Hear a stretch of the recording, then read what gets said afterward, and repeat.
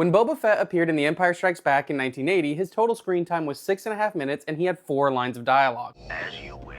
He's no good to me dead. What if he doesn't survive?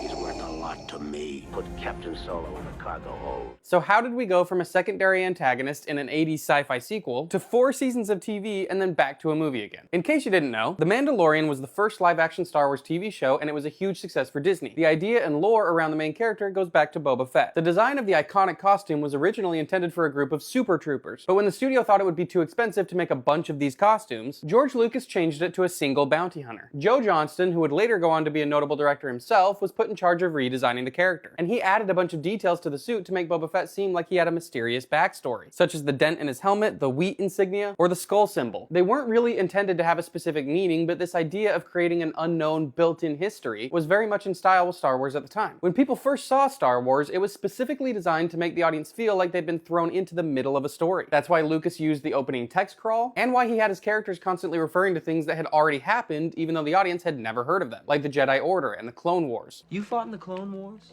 Yes.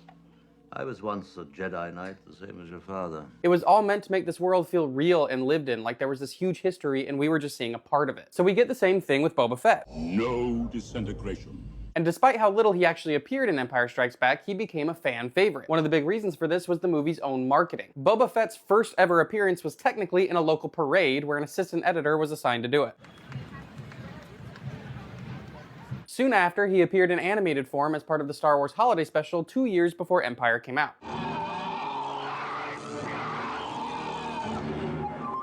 And in those 2 years, Boba Fett would continue to show up more and more. He was at shopping malls and fan conventions, he was in comic books, magazines, and catalogs. The Kenner Toy Company made a Boba Fett action figure the grand prize of a merchandising campaign. Boba Fett is not yet available in stores, but you can get him free with 4 proofs of purchase from any Star Wars action figures. All of this stuff might not sound like a big deal, but Star Wars had just broken the record for the highest grossing movie of all time. It was a worldwide phenomenon, and anticipation for the sequel was huge. So when the studio started featuring this minor character in the marketing, it had a profound effect. Before Empire Strikes Back even came out, there was already a Boba Fett fandom. Kids had gotten attached to the character just off vibes. And the fact that he wasn't featured that much in the story probably only continued the fascination with his mystery. Where did he come from? Where did he get that cool armor? What's a Mandalorian? Ever since it came out, Star Wars has been defined by its attempts to interact directly with its passionate fan base. And Boba Fett is the perfect example of how fan demands could be transformed into more and more complex stories. Even though Boba Fett's costume was described as Mandalorian armor in the script for Empire, audiences didn't really know what it meant until Marvel's Star Wars comic series made Mandalorians a proud warrior culture from the planet Mandalore. When Attack of the Clones released in 2002, Boba Fett was given a significant backstory. It didn't actually have much to do with Mandalore, but it did tie him directly to the Clone Wars.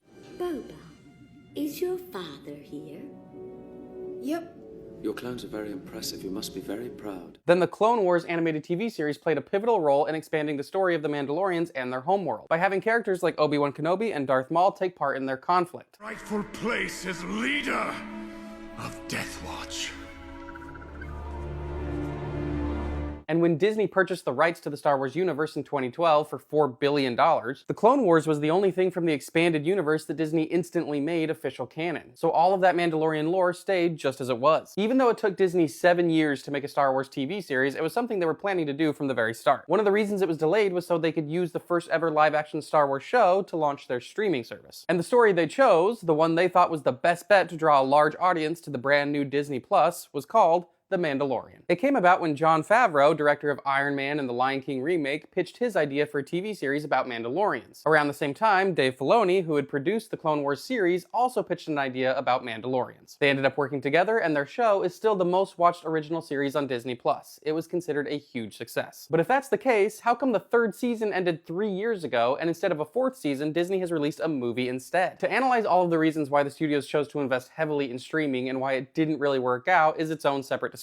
But to really simplify it, streaming never brought the profit that Hollywood had hoped. Disney Plus only became profitable for the first time 5 years after it launched. That's why they're all putting ads back in and cracking down on password sharing. They're basically recreating broadcast and cable TV because that was way more profitable than a subscription model. And despite all the claims that theaters are dying, the box office still remains the best way for studios to make money. A 4th season of The Mandalorian was already being written when the actors and writers strikes halted it. Disney took the stoppage as an opportunity to reevaluate their strategy. Star Wars had been transformed from theatrical theatrical event films to a TV brand, but now Disney wanted to see if they could reverse that. Could the popularity of a character built in the streaming world transfer over into box office success? Now, regardless of what you think of The Mandalorian and Grogu or the state of Star Wars in general, Disney and other studios in charge of legacy franchises will always be trying to give audiences what they want, because that's how they make money, by making things people want to see. They might not always hit the mark, but the entire reason we have The Mandalorian and Grogu is because fans really loved a relatively minor character from the original trilogy. The way in which the studios deliver these stories is always shifting to find the most lucrative format, but it's always an attempt to respond to audiences. I think the question Star Wars fans have to answer is if it's actually a good thing for every little detail of background lore to get its own story for the sake of continuing the franchise. Does this ruin the magic trick the original films pulled off by making it feel big and mysterious? Or is it actually worthwhile to tell all of these stories? Depending on how well The Mandalorian and Grogu does at the box office, it may have a big effect on what kinds of stories and what format we see Star Wars take in the future. So what do you think? Is it the right move to make Star Wars a theatrical brand again? Should they keep making shows? Should they pick different kinds of stories? Let me know.